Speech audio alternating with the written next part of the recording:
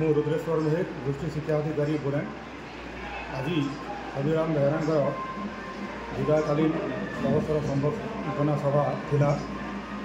ସେ ଦୀର୍ଘ 31 ବର୍ଷ ବିଭିନ୍ନ ସ୍କୁଲରେ ଶିକ୍ଷାଦାନ କରି ପିଲାମାନଙ୍କୁ ଶିକ୍ଷା ବିକାଶ କରିବାରେ ଶ୍ରେଷ୍ଠତା ପ୍ରତିପାଦନ କରିପାରିଛନ୍ତି।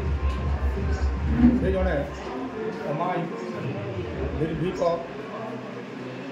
पंक्चुअलिटी समयानुवर्तितार शिक्षक थे।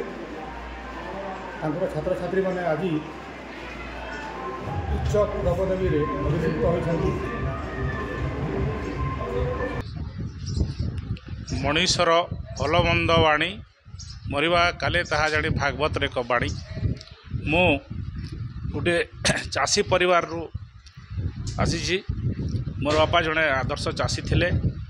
मो चाष संगे संगे मो शिक्षागता के गोटे वृत्ति करी एरिया रे शिक्षार संवाद कोण अनुकोण रे पोलो पहुँचो आर प्रत्येक लोग शिक्षित हेले समस्त देशटा सेतकी सुदृढ़ हो पारबा।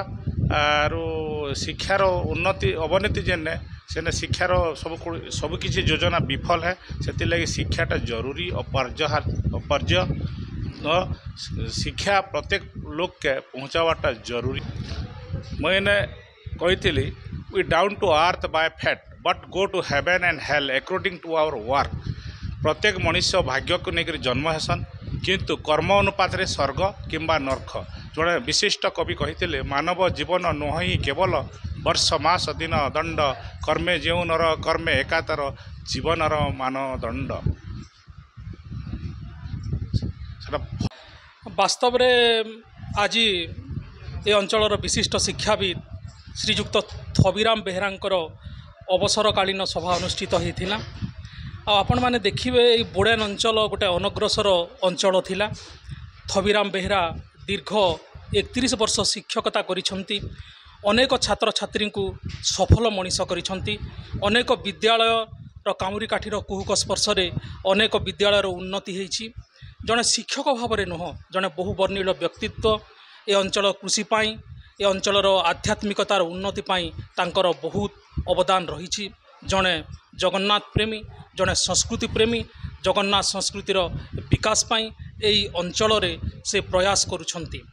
एवं विशेष भाव में जो चाषी भाव में कदली चाष हो विभिन्न पनीपरिया चाष हो निजको किपरि चाषी माने स्वावलंबनशील करें से दिगरे श्रीजुक्त बेहेरांकर अवदान यथेष्ट रही।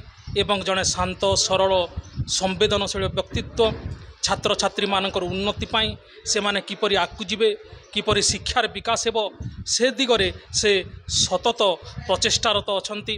विशेष भाव में तांकर जो अवदान थिला से अवदान को सम्मान जणई आज नुआपड़ा जिल्लार जो शिक्षक पदाधिकारी माने अछंती डीओ बीओ शिक्षक संघ तांकर गाँर आमर जो स्कूल रो जो परिदर्शन स्कूल रो जो परिचालना कमिटी अच्छी समस्ते उपस्थित होती। छात्र छात्री माने शिक्षक संघ शिक्षक वृंद सांबादिक बंधु एवं यही अंचल जो बुद्धिजीवी माने उपस्थित होई तांकु उच्छ्वसित संबर्धना देइछंती।